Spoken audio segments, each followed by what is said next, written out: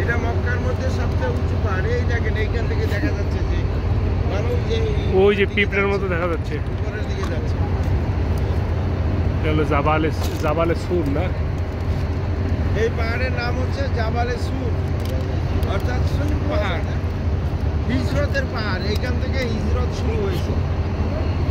মদিনায় যাওয়ার পরে ইসলাম যে বিজয়ী হয়েছে, সেই বিজয়ের প্রথম দিনের পাহাড় এটা। এখান থেকে শুরু হয়েছে হিজরত, এবং হিজরতের সন গণনা করা হইতেছে এই জায়গা থেকে, এইখান থেকে, যেদিন আল্লাহ রসুল এইখান থেকে হিজরত করে চলে